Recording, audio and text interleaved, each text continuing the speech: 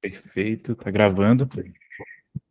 Olá a todos, sejam muito bem-vindos a mais um episódio do Jornada da Excelência. Meu nome é Marcos Paiva, sou psicólogo clínico e divulgador científico, e hoje eu vou bater um papo especial com uma pessoa que é uma referência para mim, uma pessoa muito especial, que é o Denis Xavier. Eu particularmente estou muito feliz por essa conversa, porque, e assim, a título de curiosidade, eu sou muito novo, mas aos 16 anos de idade, mais ou menos, eu tive acesso a algumas literaturas que para mim foram importantes, que permearam ali sobre, principalmente, coletivismo. Eu tive contato um pouco com a escola austríaca, com Hayek, Mises, alguns autores, né? Mas um dos grandes nomes que difundiram essas mensagens aqui no Brasil, principalmente, nos auxiliou bastante, foi o Denis, algumas traduções, etc., algumas obras principalmente voltadas para Ayn Rand, e, enfim, eu vou apresentar um pouquinho aqui do currículo, uma mini apresentação, na verdade, do convidado. Vou gastar um italiano que eu não tenho aqui na apresentação, mas eu acredito que vai ser muito especial esse episódio. O Denis, ele é autor e tradutor de dezenas de livros, né, antigos e capítulos científicos. Ele é professor associado de filosofia antiga, política e ética da Universidade Federal de Uberlândia. Ele é doutor em História della Filosofia pela Università degli Studi di Macerata, Itália. Tem pós-doutorado em História da Filosofia Antiga pela Universidade de Coimbra e passagens de pesquisa pela Universidade Carlos III, não sei como é que fala em italiano, de Madrid, Universidade de Buenos Aires, Trinity College de Dublin, Università La Pienza de Roma, Universidade de Cagliari. Ele é fundador do Instituto Sociedade da Lanterna. Ele também é a Sociedade da Lanterna, na verdade, é uma das maiores sociedades não acadêmicas de estudo da história da filosofia do país. Ele é colunista na revista Cruzoé e no Antagonista, e na condição esportista ele também, muito importante, ele foi membro das seleções mineira e brasileira de natação e venceu diversos campeonatos nos âmbitos estadual, nacional e internacional, que muita gente não sabe, né? E particularmente eu acredito que o esporte, assim como na história da humanidade, ele teve uma importância em diversos níveis, né? Quando a gente fala sobre excelência aqui, principalmente, eu tive contato com alguns historiadores, alguns pesquisadores na área do esporte, e a vida do esportista, do atleta, é muito interessante, tanto em níveis de desempenho, mas enquanto perspectivas de vida e ensinamentos que eles dão pelas suas destrezas ali apresentadas no esporte. Enfim, eu tenho um livro aqui em mãos do Denis que é o essencial sobre o coletivismo, tá todo marcadinho aqui. Ele é muito interessante, eu fiz o dever de casa, mais ou menos, mas é muito interessante. Ele é uma introdução ali ao coletivismo, é uma proposta muito louvável que o Denis trouxe juntamente com a Priscila Cisneros, né? E, enfim, o Denis é um ferrenho estudioso e defensor das liberdades individuais, né? E eu queria até conversar um pouquinho dele, começando sobre isso, né? Denis, eu esqueci alguma coisa na sua apresentação aqui? Não esqueceu absolutamente nada, nem precisava de tanto. Talvez só ressaltar o fato de que eu sou cachorreiro, que vocês estão vendo aqui. Perfeito. Esse cachorro é absolutamente insidioso, ele não tem respeito por nada, nem por ninguém, é o Tales de Mileto. Não poderia ter outro nome, né? O primeiro filósofo do Ocidente. O Tales é famoso, ele aparece em diversas situações sociais, mas, cara, imagine, eu acho que a ideia de deixar um legado, de deixar uma construção intelectual com base em tudo que eu tenho o privilégio de frequentar, não é mais do que uma tarefa que, claro, faz completo sentido para mim e espero faça sentido também aos pósteros, né? Eu tenho uma visão de arco histórico de tudo que nós realizamos ou deixamos de realizar. Eu acabei de chegar de uma viagem filosófica à Grécia, inclusive, com um grupo do ISDL, do Instituto Sociedade da Lanterna, e a gente falava muito sobre isso. O que falarão de nós daqui a 2.000, 2.500 anos, como nós falamos dos gregos, dos romanos, qual será o nosso legado? Então, o que eu tento fazer com o meu trabalho, já que o seu programa fala sobre excelência, né, e esse termo excelência é a melhor tradução para um termo grego que é areté. Então, e os gregos em particular tinham muita preocupação com a areté, a excelência de um tempo. Thales, você já apareceu, você já pode descer. Eles tinham muita preocupação com a excelência de um tempo, das tarefas que eles realizavam, né? E daí você vê a grandeza de tudo que eles deixaram. O que é a areté para nós? O que é a excelência para nós? Então, quando eu vi o nome do seu programa, falei, puxa, esse entendeu alguma coisa, porque é exatamente disso que se trata. É o modo como nós estamos trabalhando, em que tipo de registro nós estamos trabalhando e o modo como isso vai repercutir na nossa existência. Uma das coisas que mais me entristecem, Marcos, é o fato de nós termos um potencial extraordinário em termos de processo civilizatório, mas o fato também de frequentemente ignorarmos os elementos Perfeito. históricos e as melhores escolhas para alcançarmos o melhor desse processo civilizatório. Então, o ser humano é esse ser meio esquisito, que tem tanto à disposição e que abre mão desse tanto o tempo inteiro para tomadas de decisões que são muito ruins, não só do ponto de vista do indivíduo, e você trabalha com a psique, você sabe do que eu estou falando, mas, claro, com o modo como isso repercute no plano da sociedade. É muito interessante esses conceitos sobre areté, e, assim, eu particularmente, pela junção que eu faço dos meus estudos ali em psicologia, dos atendimentos e do que eu venho visto na evolução da ciência, eu cada vez mais estou convencido de que a excelência, aí me corrija se estiver errado, eu não sei como os antigos viam isso, mas eu cada vez mais estou convencido de que a excelência, ela se dá também e permeia pela futilidade, digamos assim. Em que sentido eu falo isso? Tem um sociólogo antigo, o Daniel Chambliss, que ele pesquisava sobre atletas olímpicos e principalmente nadadores, e ele acompanhou fez um estudo longitudinal ali e acompanhou aquilo que seria os modos que destacavam na sociedade e também trouxe alguns outros grandes pensadores ali. E ele analisou que o trabalho deles era uma coisa que, para a vistas da sociedade, é algo muito chato, né?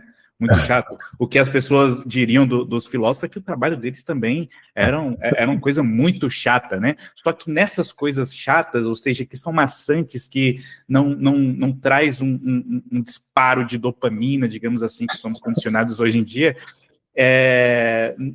eles colocavam tudo naquilo, todas as suas energias, todas as suas forças em, por exemplo, para descrever um termo, para descrever, como os gramáticos fazem, descrever princípios normativos ali da língua. Então, são coisas que, para mim, eu vejo muita importância, que é dentro da vida e do cotidiano, expressarmos com muita força para tentar descrever coisas que são simples, aparentemente simples, né, e que são tidas como chata, como, por exemplo, o cotidiano de um atleta, que é extremamente desgastante. Se você colocasse uma câmera na cabeça deles ali e colocasse em velocidade rápida, você ia ficar com sono nos primeiros minutos, né?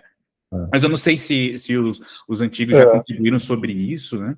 Eu creio que seja uma questão de reproposição do que seja realmente importante na vida. Eu, todos os dias, às 6 horas da manhã, subo um vídeo no meu YouTube com as meditações estoicas. A gente está fazendo essa entrevista em 2025. 2026, isso vai continuar com textos autorais, com textos meus.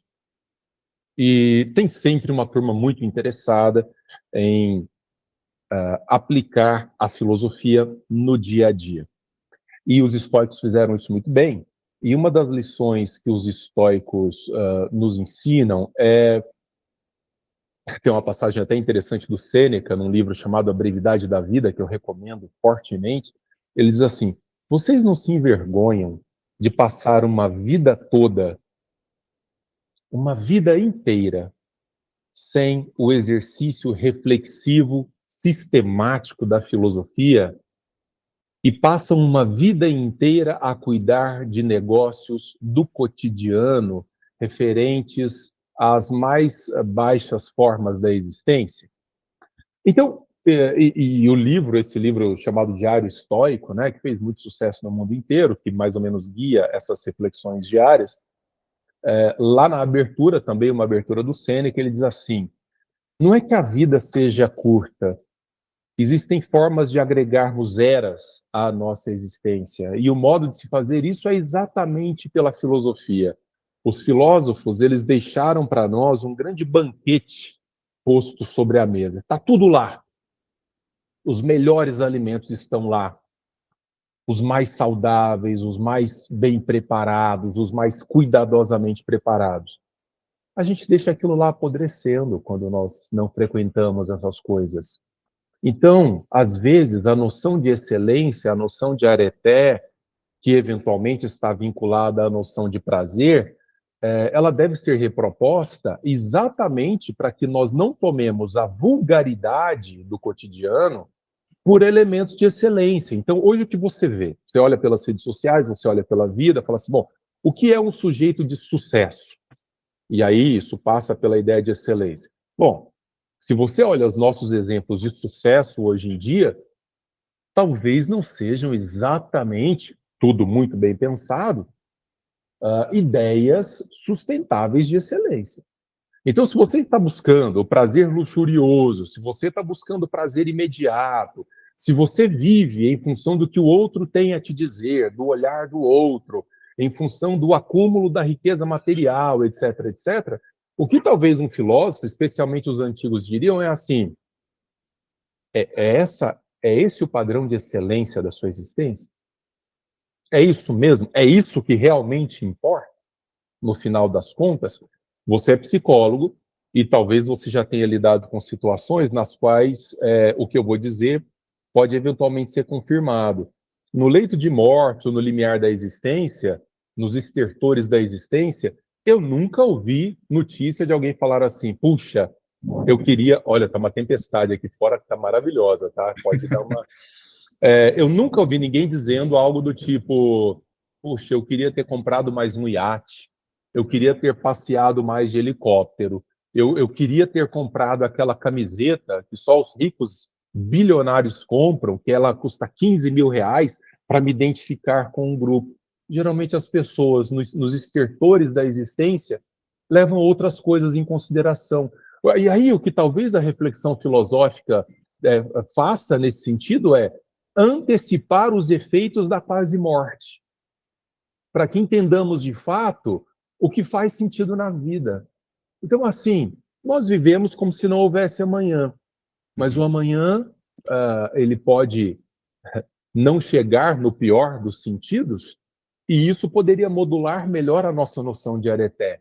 Então, quando o atleta passa a sua existência toda, por exemplo, eu fui nadador, horas e horas dentro da piscina, por que ele faz aquilo? Porque existe um prazer que é de outra natureza e que eu consideraria de natureza superior, do vencer a si mesmo, da conquista do detalhe, da conquista do invulgar, daquilo que não está ao acesso de qualquer um, a qualquer preço, por uma concessão do olhar do outro. Eu estou sozinho na piscina, não tem ninguém me vendo. Quantas vezes eu participei de campeonatos pela seleção brasileira, que eu fui convocado, e às vezes estávamos eu na piscina e o meu técnico aqui, Gino Degani, à época, sozinho ao meu lado.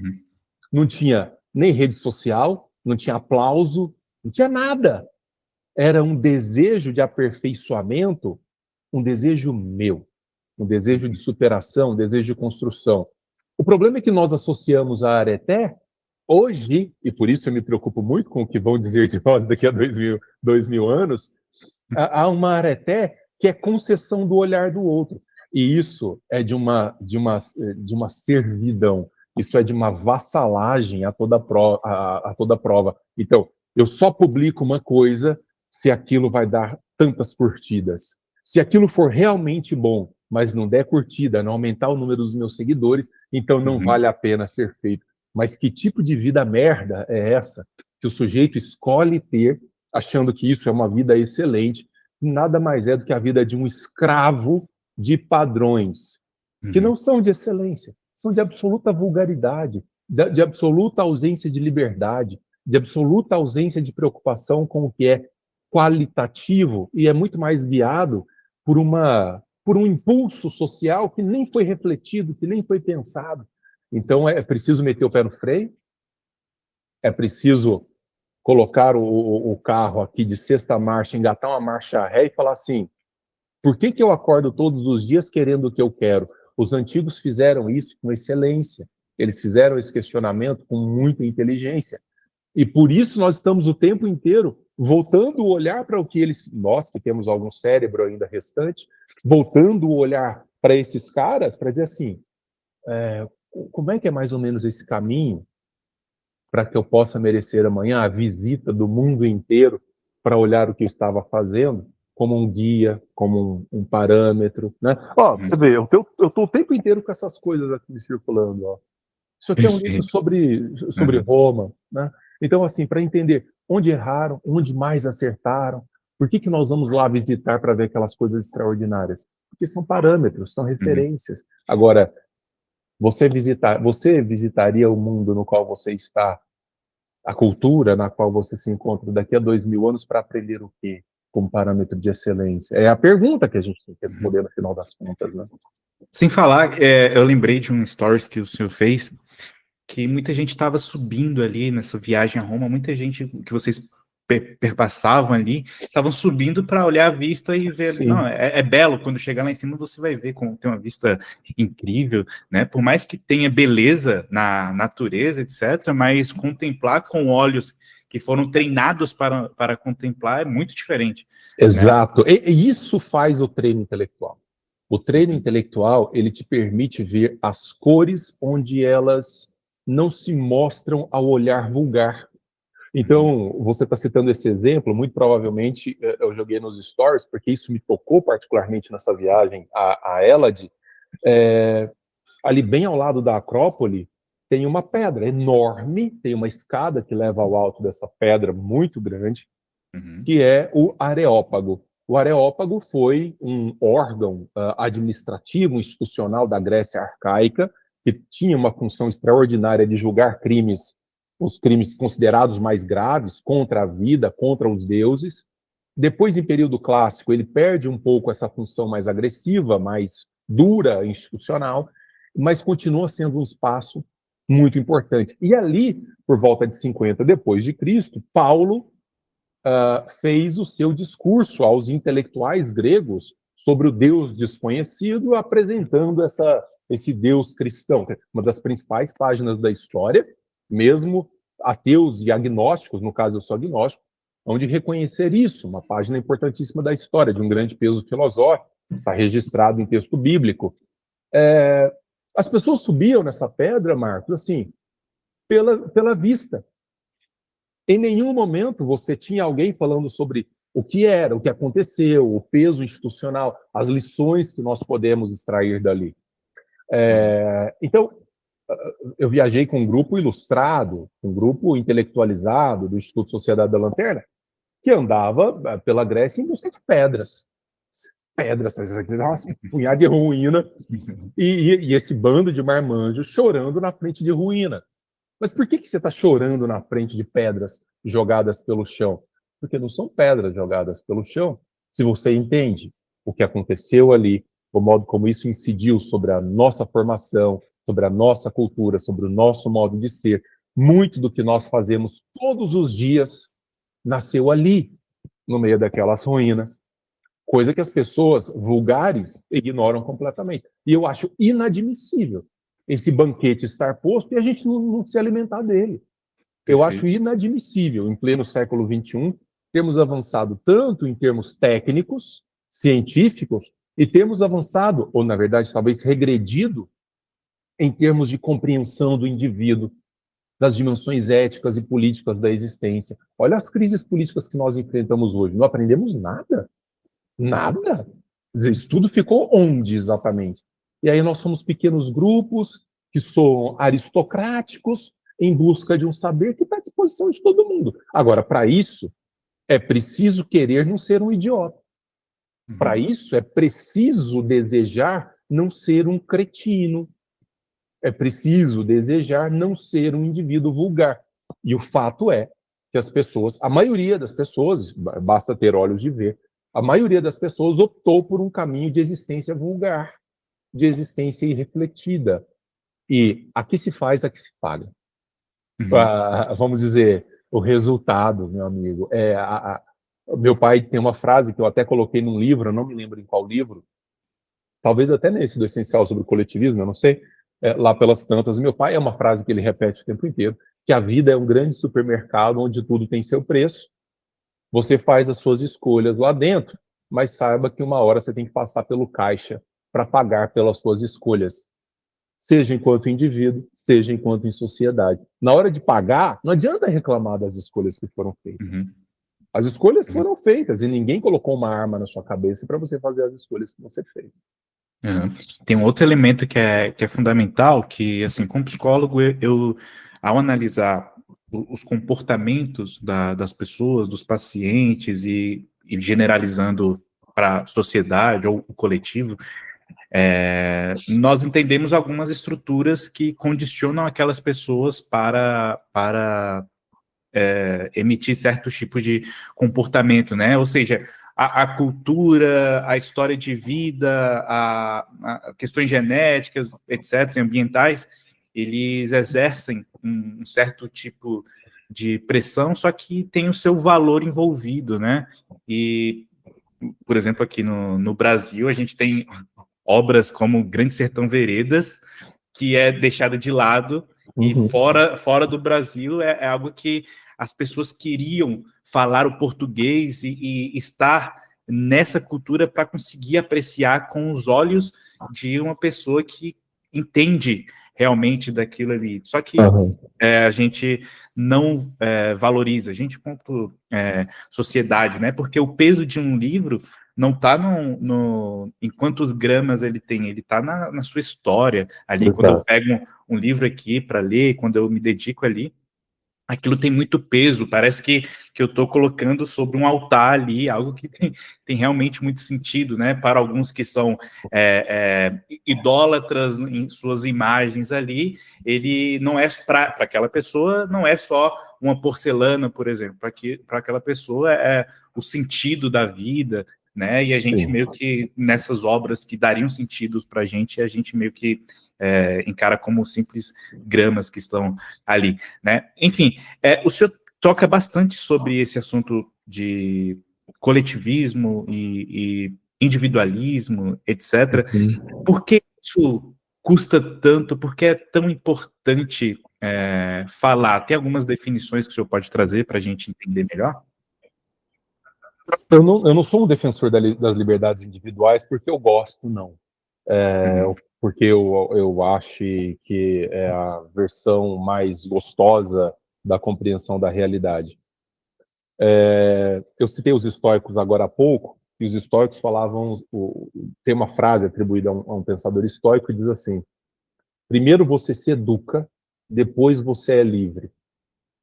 Primeiro você se entende, primeiro você compreende a natureza das coisas e só depois você é livre. Não existe a possibilidade de uma liberdade que não é consciente de si. Tá? A liberdade, ela necessariamente, no modo como ela pode ser realizada, no modo como ela pode ser vivida, ela demanda uma compreensão prévia. Por isso, não adianta você falar que defende a liberdade se você nem entende o que seja o fenômeno da liberdade.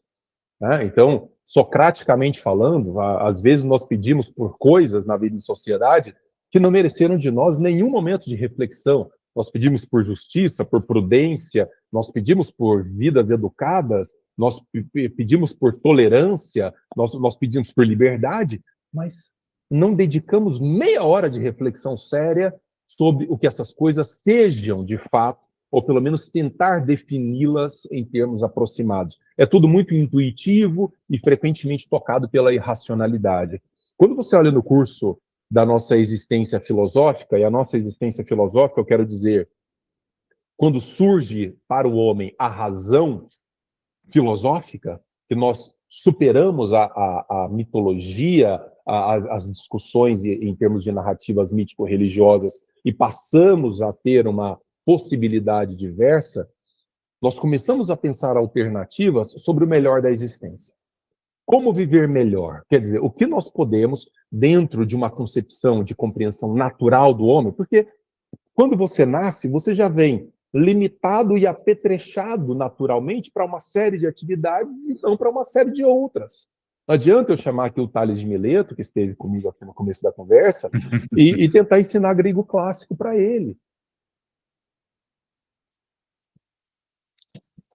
Isso é um alerta da Defesa Civil que entrou aqui, você acredita, não? Foi? Foi, um alerta da Defesa Civil sobre tempestade aqui. Isso vai dar um clima dramático a esse bate-papo.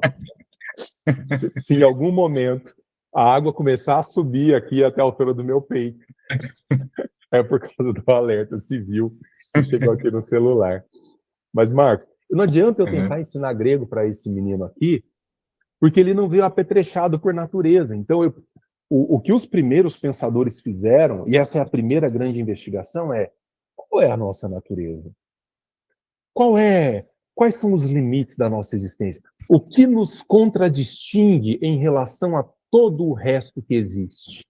Então, é maravilhoso quando você tem, por exemplo, isso é um traço comum entre a filosofia de Platão e a filosofia de Aristóteles, quando eles dizem assim, olha, existe um elemento de contradistinção no homem, que é o elemento que o difere de tudo mais que existe, que é o logos, que é a racionalidade, que é a capacidade de usar um instrumento que não é automático. O grande problema é que a racionalidade não é um elemento automático no indivíduo. Nós precisamos querer usar. Nós precisamos querer sermos racionais. Do contrário, nós temos o potencial racional, mas agimos como qualquer outro bicho, impulsionado pelos nossos hormônios.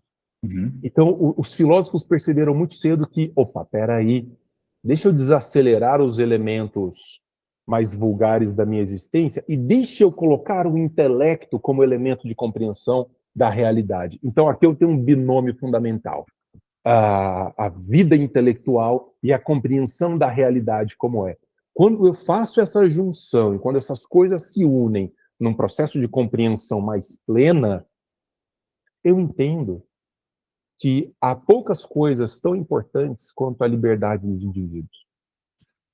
E eu entendo que não existe liberdade de grupo, não existe liberdade de classe, não existe liberdade de sociedade. A liberdade é um apanágio, é uma característica fundamental, é um elemento constitutivo da vida do sujeito. E que o melhor que nós extraímos da nossa existência, no longo processo civilizatório que nós tivemos, deriva exatamente da preservação das liberdades individuais. Denis, mas nós estamos falando de, eventualmente, algum efeito colateral, deletério, por causa dessas liberdades individuais? Em alguns casos, os efeitos colaterais são inevitáveis, mas a vida é trade-off, a vida é troca. Se eu passo a determinar a nossa existência pela ideia de uma coletividade coordenando o que os indivíduos devem fazer, solapando a ideia de indivíduo, o preço que nós pagamos não é só o de alguns efeitos colaterais, é a da construção de uma sociedade de servos que, no fim das contas, estão guiados por uma oligarquia, ou por um grupo tirânico, ou por um grupo, né, que teve uma certa ascensão em relação ao poder, que determina a todo o resto o que deve ou não ser feito. E nisso nós sempre saímos perdendo. Então, quando eu falo que eu sou anticoletivista, e que a verdadeira luta deveria ser contra o coletivismo, independentemente se ele está à direita, à esquerda do espectro político, é porque o coletivismo é essa ideia de que o sujeito, em algum momento da sua existência, deve estar a serviço de uma coletividade. E que ele deve ser constrangido por instrumentos sociais, por uma espécie de coação, ou seja, ele é posto nessa situação por diversas formas de força, constrangido a se submeter aos desígnios do grupo, aos Por uma desígnios causa maior, né? supostamente por uma causa maior. Mas é que não existe causa maior a não ser a causa do indivíduo. Então, o que Perfeito. você faz da sua vida, Marcos, é um problema seu. Desde que esteja preservada a minha possibilidade de autodeterminação. Se você quer se chicotear, se você quer vender rim, pulmão, se você quer fumar, se você quer viver, trocar água pela Coca Zero, isso é um problema seu. Se você acha que deve guiar a sua vida por princípios religiosos, místicos, fantasmas no céu, se você acha que você deve guiar a sua vida por princípios lógicos, racionais, de sensatez do logos, tudo é uma questão sua. O maior dos nossos problemas é quando nós achamos que tudo isso, permita-me aqui um latim meio vulgar, é um grande pênis que nós temos que sair enfiando nos outros. Que é o que nós chamamos de vida em sociedade.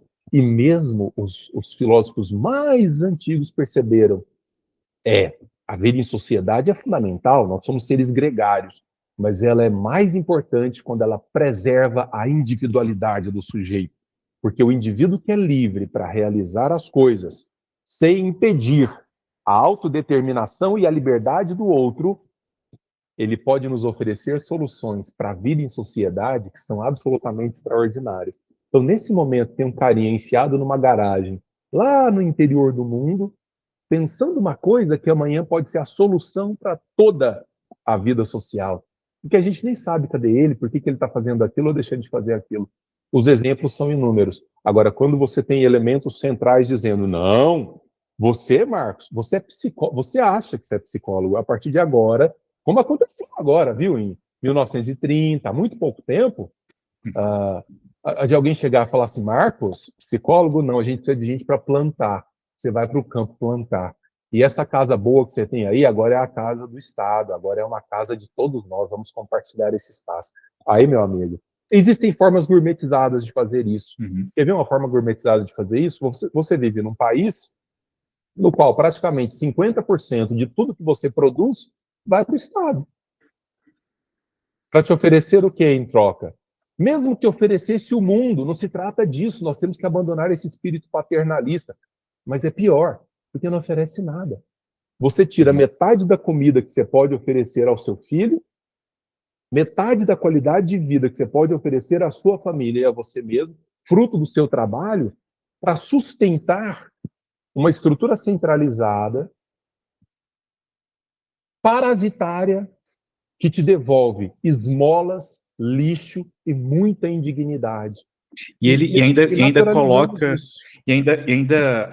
coloca como uma concessão de direitos, né? E você coloca isso muito bem no essencial sobre o coletivismo, que é assim, o Estado ele não concede, né? Ele como se fosse algo que ele está te dando de presente. Mas as pessoas né? compram isso, especialmente numa sociedade cujo intelecto é pouco mais do que uma paçoca, fica muito fácil conduzir essas vidas. Né? E pior, se você, como diz uma filósofa da qual eu gosto muito, que é a Ayn Rand, eu vivo citando a Ayn Rand para cima e para baixo, ela vai dizer assim, depois que você incute culpa no sujeito, eu não sei se você já experimentou isso, né? Você fez alguma coisa errada pela vida, experimentou a culpa com relação a alguém. Se esse alguém tiver intenções ruins de domínio, pisa no seu pescoço, pisa na sua cabeça, te humilha, te coloca em condições indignas de existência. E é exatamente o que a estrutura político estatal, mas não só os grupos de vigilância, os grupelhos que vivem por aí, né? Cancelando pessoas. Então, assim, bom, você é preto, mas eu sou o movimento preto. E se você preto não age de acordo com o que o grupo está dizendo, então você é um preto de alma branca. Então você é um preto colonizado pela mentalidade branca, porque você é capitãozinho do mato. Você é mulher. Então, se você não pensa como movimento feminista, então você não é mulher de verdade, você é mulher macho, você é mulher não sei o quê, você é uma opressora da nossa causa. Só que tem um negócio. Grupos não pensam, indivíduos pensam. Sociedades não desejam nada, classes não desejam nada. É um grupelho conduzido por uma pauta imposta por 2, 3, 4, que depois vira uma verdade absoluta. Aí quando o sujeito vem e questiona isso, porque às vezes tem um cérebro minimamente bem treinado, ele tem que ser dizimado, ele tem que ser limado. Então por que eu sou contra o coletivismo? Porque o coletivismo, ele dissolve o sujeito. Ele dissolve a existência do indivíduo. Ele submete o indivíduo como coisa. Na filosofia a gente fala reificar o sujeito, que é coisificar o sujeito. Você é uma escada, é uma engrenagem. E se você não estiver servindo como engrenagem, você não serve de nada. É parte do coletivo, né? Mas tem uma diferença entre coletivo e coletivismo, que é a diferença básica, que é fundamental para a apresentação das ideias? Fundamental é a presença ou não do constrangimento e da força. Por exemplo, nós podemos, Marcos, perfeitamente criar aqui uma ONG que vá cuidar dos animais, porque a gente gosta de bicho, porque a gente gosta de gato, cachorro, de vaca, de cavalo, de bicho. Então a gente vai cuidar dos bichos. Se nós aderirmos a essa visão voluntariamente, se nós aderirmos a essa visão como uma extensão da nossa visão moral de mundo, isso é lindo e é legítimo, porque nós somos seres gregários. Não é porque eu defendo o individualismo que eu defendo um indivíduo misantropo, não gosto da vida em sociedade. A vida em sociedade é natural. Se você me solta no meio do mato, primeira coisa que eu vou procurar é outra pessoa. Nós somos animais sociais, né? Nós somos animais sociais. Aristóteles usa essa expressão zoon politikon. Nós somos animais da polis, nós somos animais sociais. Agora, a vida em sociedade, ela só faz sentido para catapultar o potencial de cada um de nós. Se você é um bom psicólogo, se você exerce com excelência a sua função, todos nós ganhamos, Marcos. Mesmo se eu sou ou não seu paciente, todos nós ganhamos, porque as pessoas das quais você trata estão na minha vida social. E se você consegue melhorar a qualidade de existência de alguém que está aí em Brasília, esse cara amanhã está aqui em Uberlândia participando de uma atividade, ou entra na Sociedade da Lanterna, ou se encontra comigo num congresso, você facilitou a minha vida. E se eu sou um bom professor de filosofia, eu facilito a sua vida. Se o cara é um bom médico e tudo. Agora, o que faz a pauta coletivista? Quer ver um exemplo deletério da pauta coletivista? Você precisa ter uma cota no processo formativo, que você é preto, que você é gay, que você é trans, que você é alto, que você é baixo. Você pega porque você nasceu em tal lugar e não em outro. Você pega elementos acidentais e exteriores e coloca como definíveis de alguém. Só que você não define ninguém por cor da pele, por sexualidade, ou seja lá o que for. Você tem que ter a condição básica de competição intelectual para que você construa a sua carreira e, ao final, os excelentes ocupem os espaços. Perfeito. Independentemente de sexualidade, cor da pele, posição política e tudo mais. Uma das coisas que eu mais detesto na democracia é que ela é derivada de uma perspectiva vulgar, do indivíduo vulgar, que não parou 2 minutos para pensar a respeito daquilo que está escolhendo.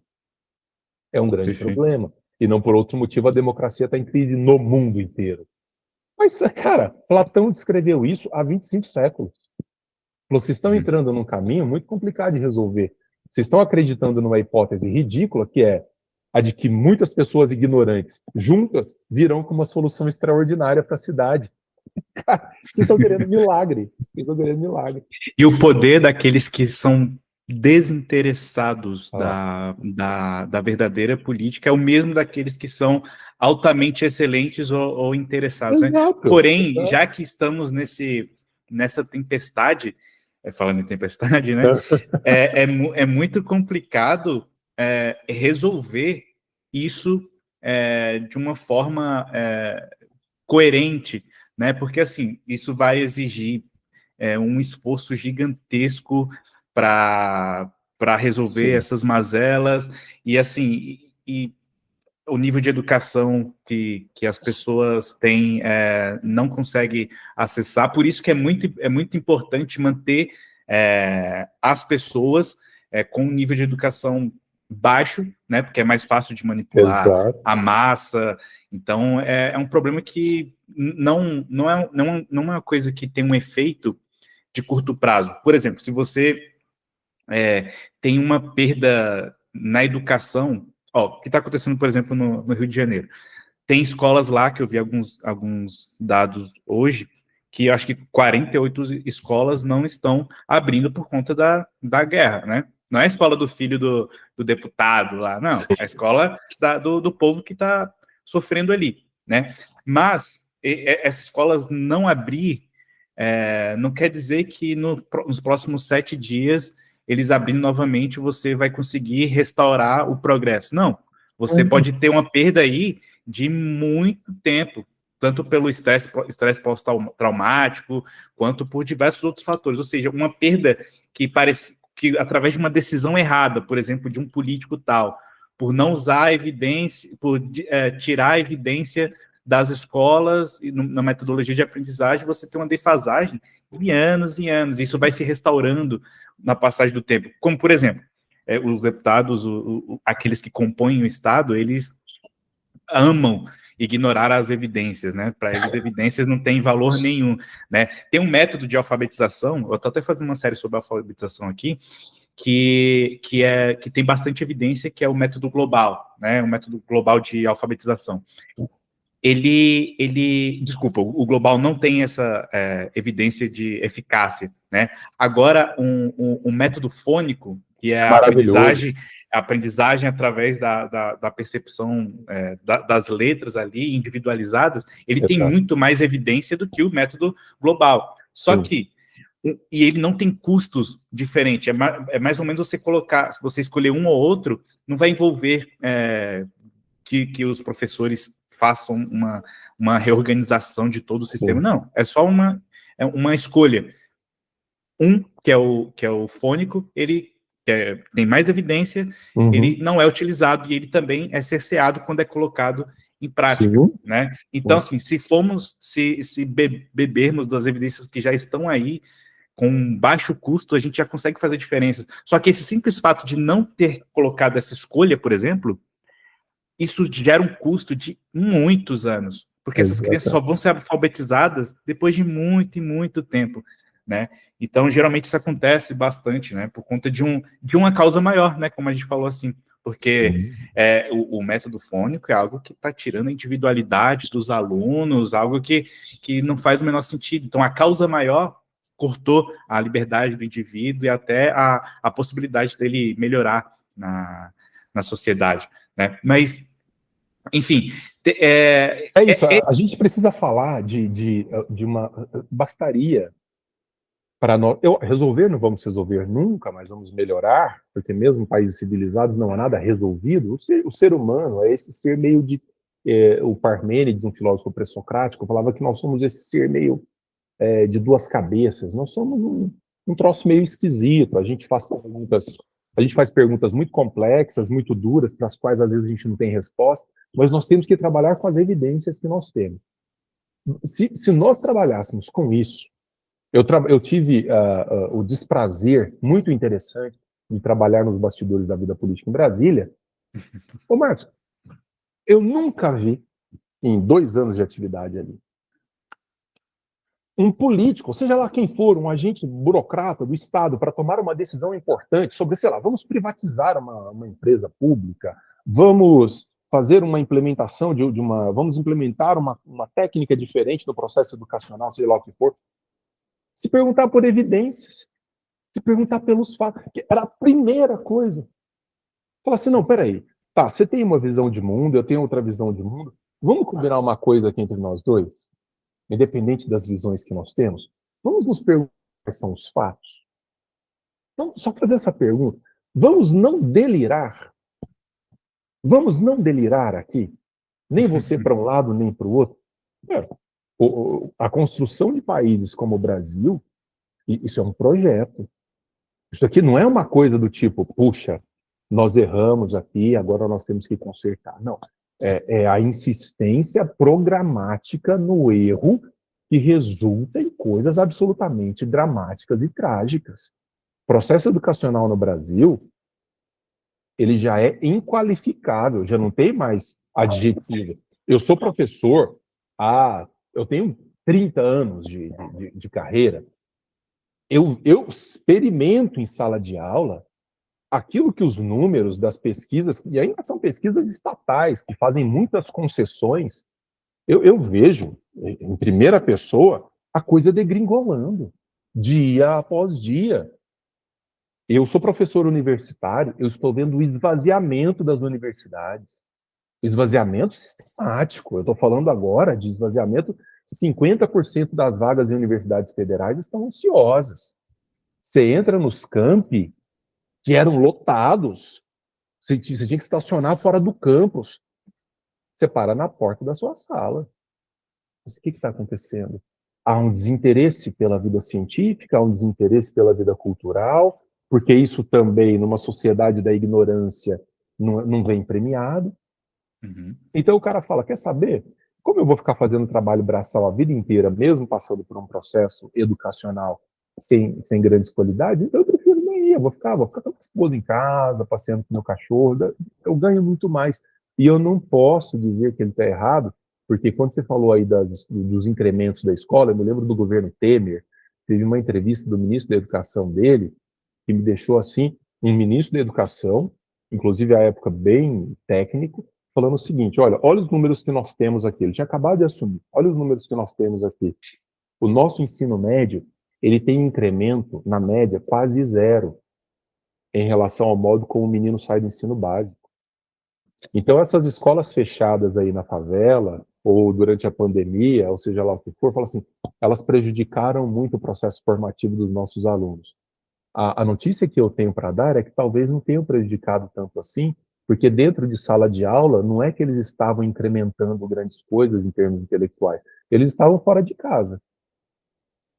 Eles estavam fora de casa. Agora, fazendo o quê? Incrementando o quê? As estatísticas, as evidências mostram quase nada. Uhum. Só regrediu a média, né? Tudo vai regredir a média. Aquilo ali era o curso do esperado. Teve um ponto aqui fulcral, só que mesmo que ele continuasse, ele não ia Então, muito além, né? Já era esperado. como é que eu quero construir uma sociedade assim, cara? Uhum. Como é que eu quero construir? Eu viajo muito. Às vezes eu estou em fila de aeroporto, e voar no Brasil é luxo. Às vezes eu estou em fila de aeroporto, eu estou escutando uma ou outra conversa, eu falo, se as pessoas que conseguem comprar uma passagem aérea no Brasil estão dizendo isso que eu estou ouvindo desse senhor ou dessa senhora, imagina quem está lá fora. Uhum. Imagina o mundo lá fora. Então, assim, e os políticos? Político é um ser adestrável. O político, como diz o Thomas Sowell, ele tem duas grandes preocupações. A primeira é se eleger, a segunda é se reeleger. Isso é uma verdade absoluta a respeito de qualquer político que deseje permanecer na carreira. Uhum. Então, esse cara está olhando para demandas sociais. Se você tem uma sociedade de seres brutos e vulgares fazendo demandas irracionais, o político vem com atuação irracional. Uhum. É óbvio. E ele vai ser reeleito. E ele vai ter uma carreira política, e vai passar a carreira política dele para o filho, para o sobrinho e assim por diante. Depois não adianta reclamar dos resultados. É uma demanda. Não, esses caras não vieram de Marte.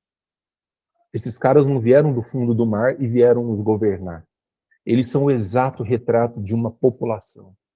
E nós somos uma população de indivíduos medíocres, vulgares, incultos, intelectualmente despreparados, improdutivos.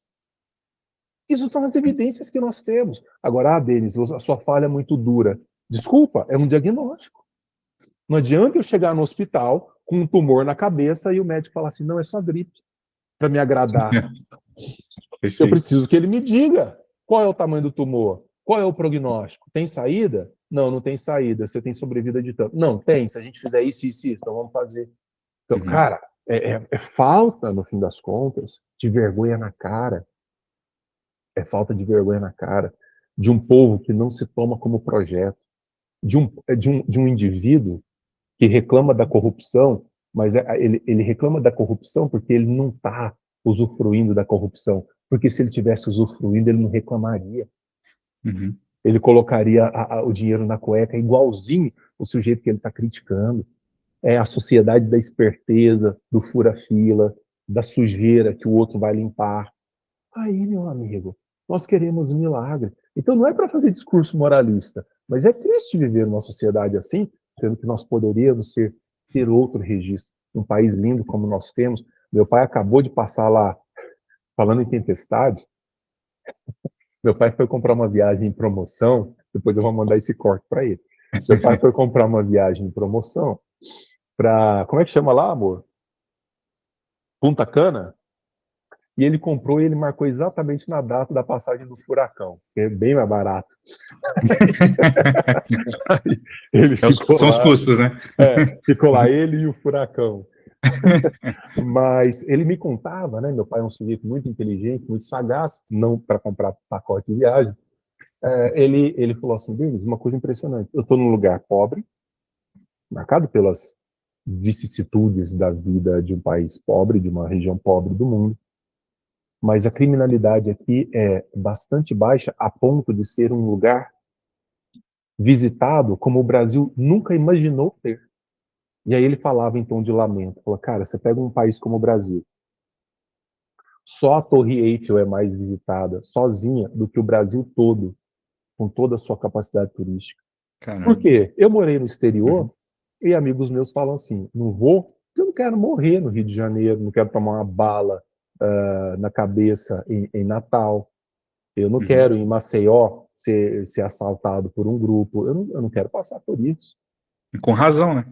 Então, assim, essa questão de, são só as causas sociais, existe uma questão formativa envolvida. Você não vai me dizer que aquele cara que está lá camuflado de fuzil, enfrentando a polícia, que esse cara é vítima da sociedade, não. Se a gente não mudar um pouco essa mentalidade também, e falar assim, espera aí, existe um grau de responsabilização das escolhas, das Uhum. possibilidades, porque eu tenho exemplos sociologicamente traçados no mundo inteiro que mostram coisa diversa, que não é porque você é pobre que você tem que ser bandido e indigno, Uhum. a gente não consegue mudar. Isso passa, o processo intelectual formativo, por paideia. Os gregos tinham um termo maravilhoso para isso, que é paideia, um bom processo de formação intelectual, de apreço por si mesmo, de autoestima, de integridade, que não faça Professor, concessão a princípios, né? perfeito. Assim, tendo até onde a gente pode fazer concessões para conseguir discriminar muito bem esses elementos. Por exemplo, como psicólogo, eu tendo a não acreditar 100% em livre-arbítrio, por exemplo, porque eu Sim, acredito em condicionamentos, sim. etc. E também, isso não quer dizer que o homem ele não tenha sua responsabilidade, né? Porque, assim, apesar de eu não acreditar, por questões neurobiológicas, que o homem não possui algum nível de livre-arbítrio, assim, da forma que a gente pensa que ele tem, a gente precisa afastar, por exemplo, pessoas da sociedade que não dá para conviver em sociedade, como, sei lá, um assassino em série, né, etc. Você tem algum entendimento sobre até onde vai a liberdade do homem ou a responsabilidade do homem nesse sentido?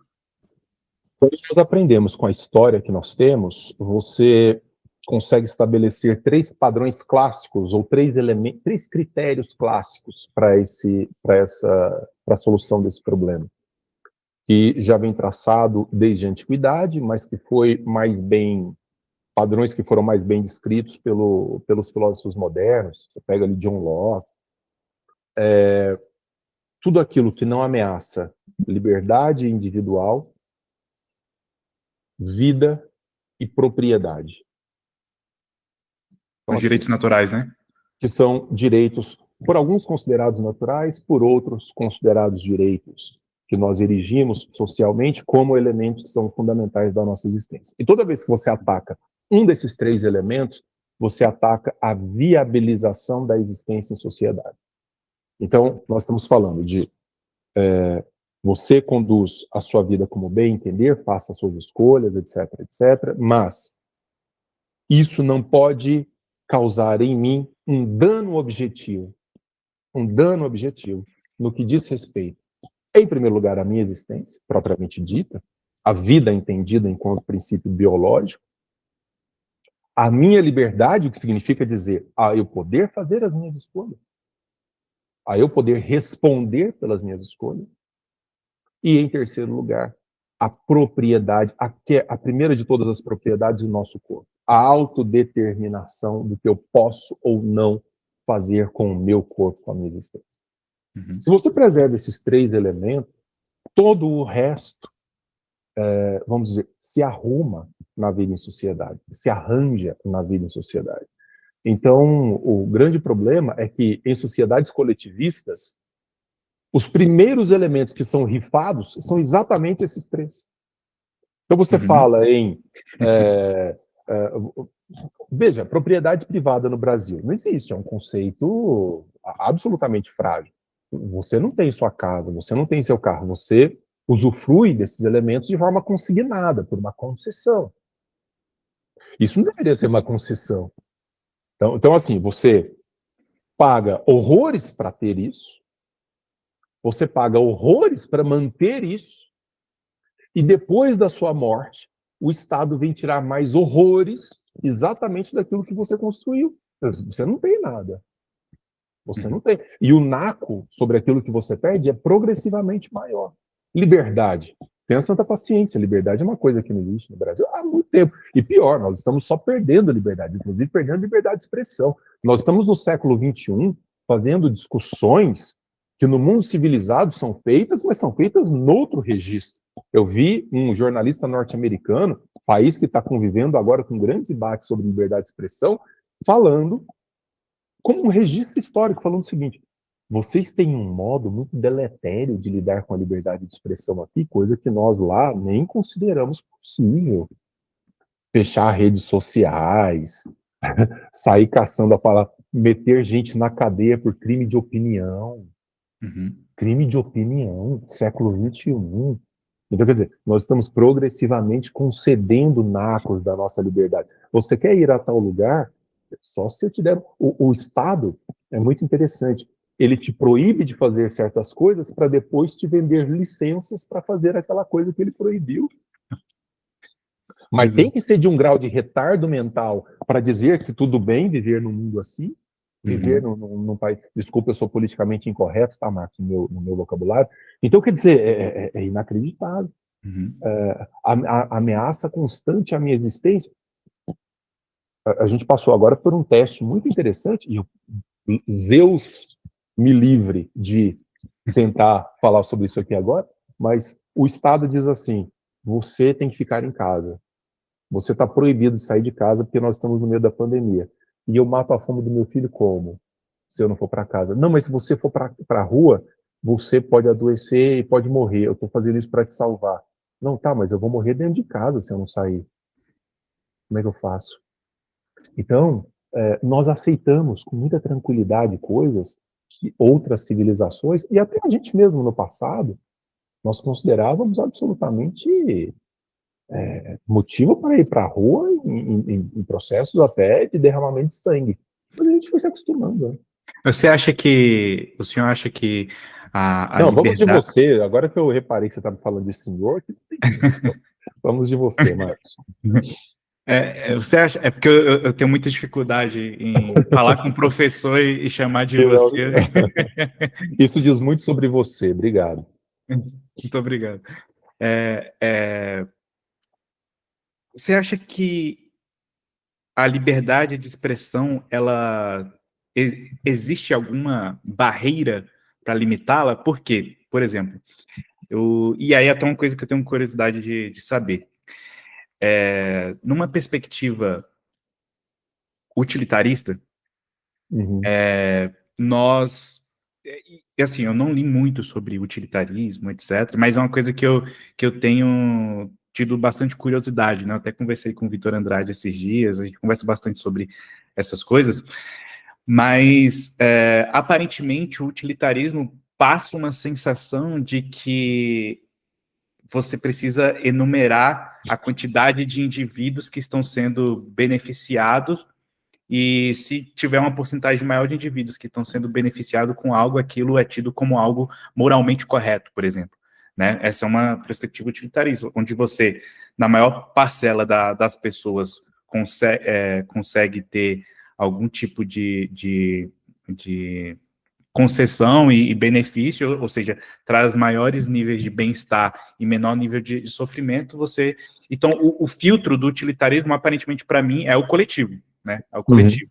Né? E quando você tem outras perspectivas, sei lá, mais kantiana, né, digamos assim, deontológicas, né, digamos assim, você já tem uma perspectiva diferente. Mas, por exemplo, a liberdade de expressão, ela, digamos que você faça uma fofoca sobre alguém que curte muito. Por exemplo, você fala que fulano de tal estuprou, né, digamos assim, uma pessoa, uma criança, e a sociedade, tendo em vista que as pessoas não toleram isso na nossa sociedade, essa pessoa morra, né? A liberdade de eu ter falado e espalhado uma mentira sobre alguém que trouxe danos a ela entra nesse parâmetro de análise? Você sabe que eu publiquei um livro agora, meu mais recente livro, exatamente sobre o tema da liberdade de expressão. Vou Da mostrar aqui palavra ao para medo, né? vocês, da palavra ao medo. Deixa eu tirar esse Perfeito. marcador aqui. Tenho que comprar ele. E viabiliza. Ele, nesse momento, ele está restrito a um clube do livro chamado Clube Ludovico, mas ele já está em dezembro, agora ele já está nas bancas em versão brochura. Essa é a versão mais luxuosa, de capa dura, que é Lindo. própria do clube, né? Da palavra ao medo. E reflexões filosóficas sobre a liberdade de expressão. Veja, eu estudo esse tema desde que eu ingressei na vida da filosofia. Eu comecei escrevendo esse livro por um caminho e depois eu me propus um outro caminho, que me levou a reescrever parte dele, ou a repensar parte dele, não a reescrever.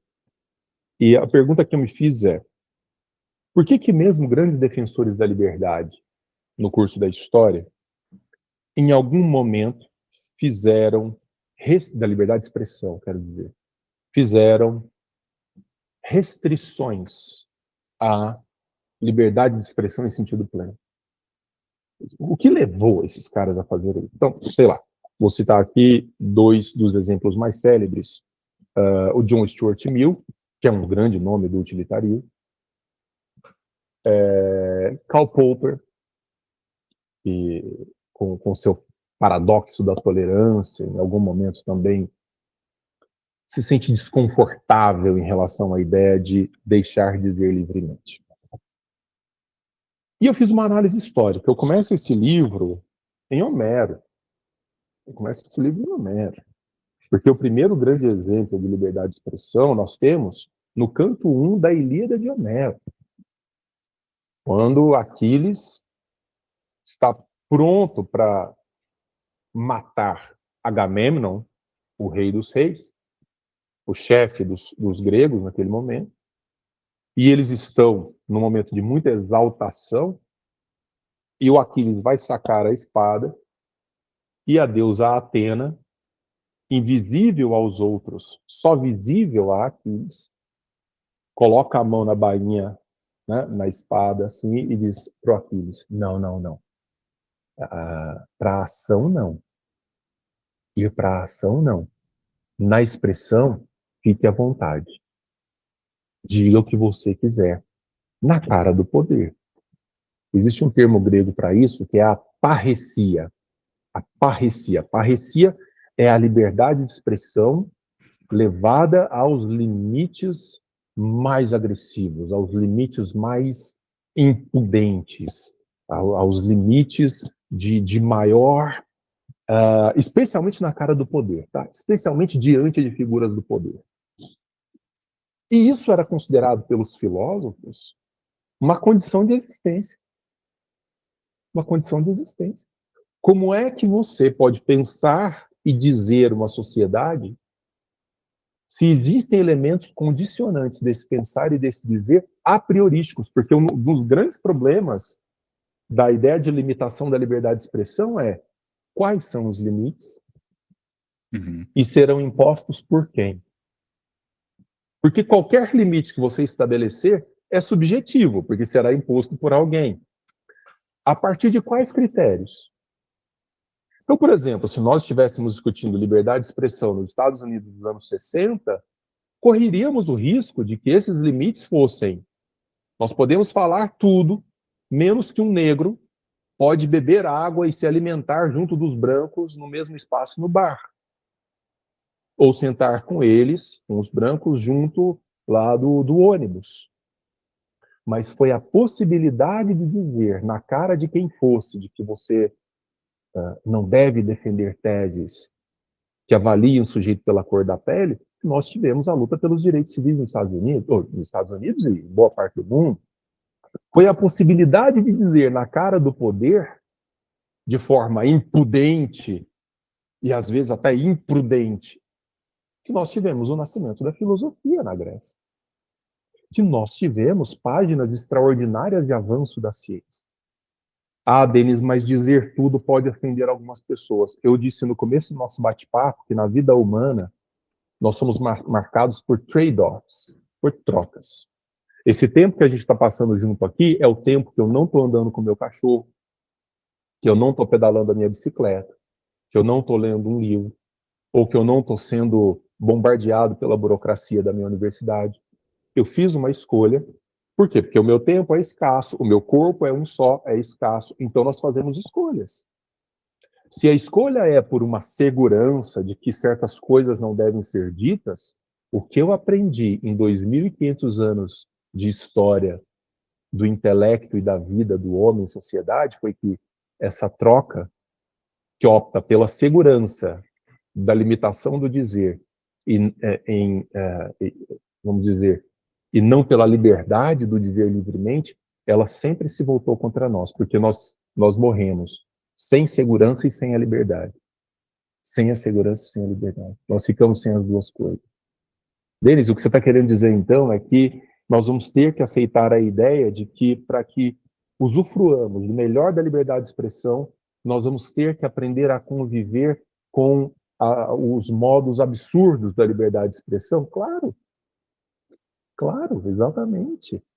Então, você está querendo dizer, eu vou dar um exemplo radical, de que eu tenho que aceitar que o meu filho seja ou possa ser ofendido na escolinha, na rua, seja lá o que for, por uma condição física, pela cor da pele, pelo local de nascimento, ou por uma característica fisionômica, etc., etc., e vou ter que aceitar isso como coisa da vida em sociedade? Sim.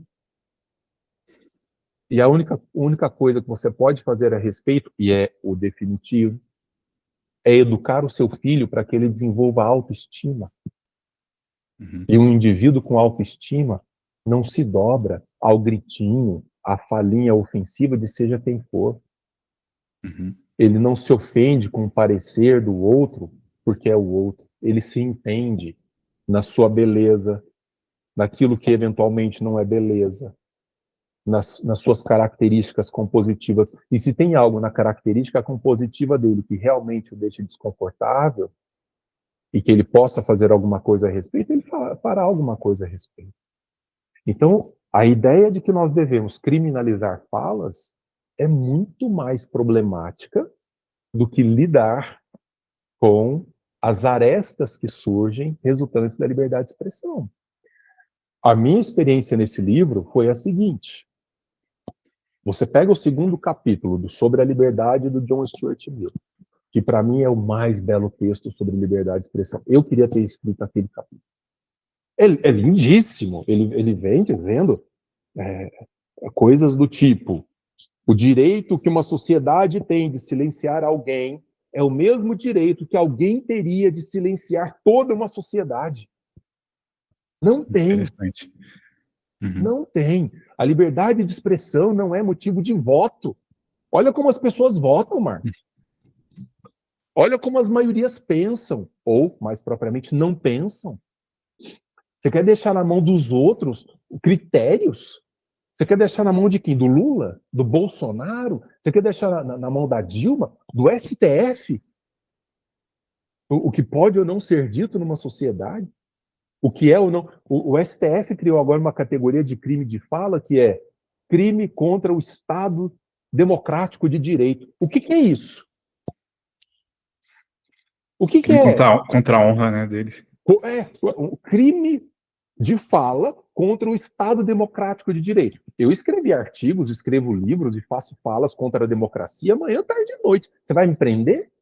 Vai me colocar uma tornozeleira eletrônica ou vai pensar a respeito do que eu estou falando? E se Perfeito. você não gosta, não me segue. Não me acompanha, me bloqueia, me tira da sua vida. Então, a ideia de que você não gosta de paçoca, então tem que proibir a paçoca no mundo? Eduquem os seus filhos para que não sejam os cretinos falantes de bobagem, mas especialmente para saberem lidar com as coisas do mundo, e entre elas estão a frequentação constante e involuntária de gente idiota. O mundo está cercado de idiotas, e eles não vão embora tão cedo. O mundo não vai mudar no sentido de que as antas vão desaparecer. Não vão. E não é silenciando as antas que você vai resolver o problema. Você não limpa a sua casa, empurrando todo o grãozinho de sujeira para debaixo do tapete. Uma hora você vai bater a cabeça no teto. Não vai ter para onde. Então, você precisa querer ver a realidade como ela é, no que ela tem de bom e no que ela tem de ruim. Ah, Denis, mas é muito duro ouvir falas preconceituosas. Sim, porque existem pessoas preconceituosas. E silenciá-las não vai fazer com que elas deixem de ser preconceituosas. Antes, pelo contrário.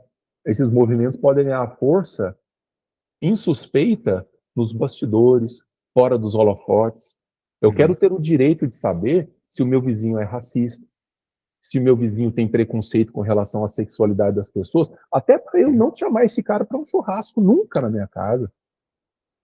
Eu preciso ter essa possibilidade de identificação e fazer escolhas do meu processo civilizatório.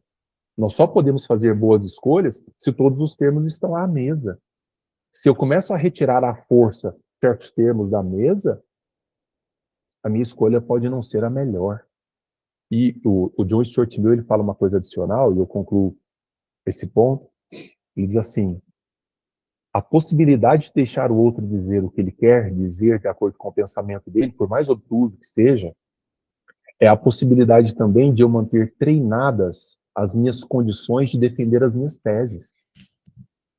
Então, na hora que o cara tá lá falando aqueles absurdos, aquelas loucuras, eu tenho que dizer para o mundo o porquê que é loucura, o porquê que é mundo. E não simplesmente falar assim, não, tem que pedir esse cara de dizer.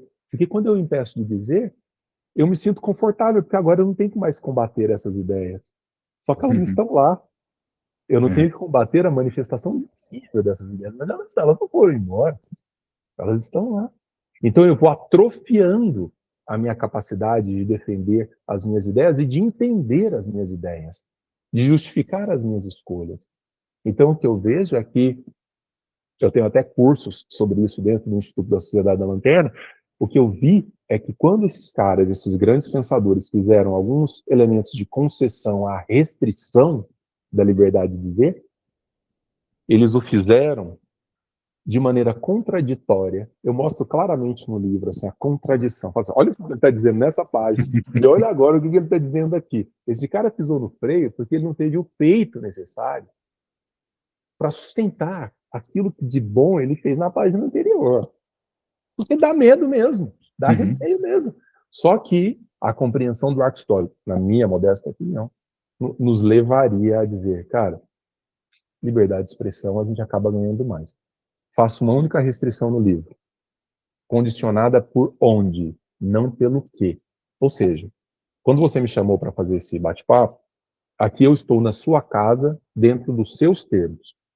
Se você tivesse dito lá no começo, Denis, olha, aqui a gente não fala nenhuma forma de palavrão, nem merda, eu, se aceito fazer isso com você dentro da sua casa, eu me dobro às determinações do seu espaço privado. Na minha casa, ninguém vai entrar. No meu Instagram, lá nas minhas redes sociais, ninguém vai entrar me ofendendo. Eu bloqueio. Ah, mas você não é a favor da liberdade de expressão? Sou. Dentro da minha casa, você não vai me ofender. Se você quiser me xingar em espaço público, lá na praça, etc, etc, eu vou olhar para sua cara e vou reagir como eu devo reagir, xingando de volta. Vai ser delicioso. Mas no espaço privado, você deixa alguém entrar na sua casa para ofender sua esposa, para xingar o seu cachorro, para te xingar? Claro que não. Daqui para então, essa é a distinção que eu faço de espaço, de lugar, nunca da natureza do que está sendo dito.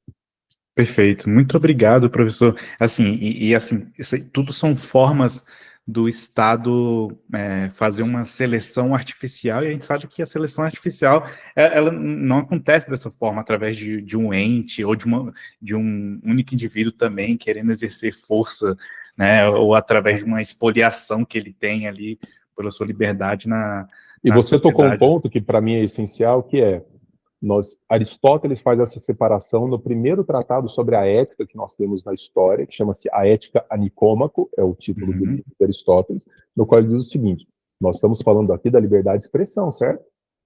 Nós não estamos falando da liberdade de ação. Uma coisa é uma fala preconceituosa, uma coisa é uma fala racista, outra coisa é uma ação racista, é uma ação preconceituosa. O mundo da ética é o mundo do agir.